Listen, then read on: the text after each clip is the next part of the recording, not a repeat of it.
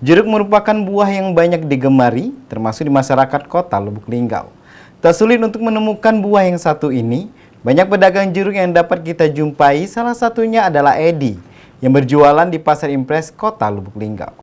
Jeruk adalah buah yang memiliki bentuk bulat dan kulit yang berwarna oranye. Aroma khas yang dikeluarkan oleh jeruk pun sangat kuat, sehingga kita dapat dengan mudah menebak buah jeruk tanpa harus melihatnya.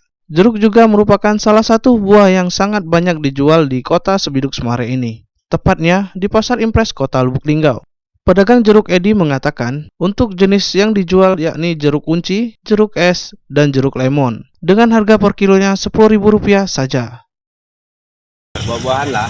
Kalau untuk harga jeruk per kilo berapa itu, Pak? 10.000. 10.000, Pak. Untuk jenisnya, Pak? Hah? Jenis jeruk yang kita jual? Jenis kunci, lemon, jeruk es. Oh, jeruk es. Ya. Semuanya Harga kalau 10.000 ya, Pak ya? 10.000. Oh, kalau pepaya 40.000. Pempoyak berapa, Pak? 40.000. Ya.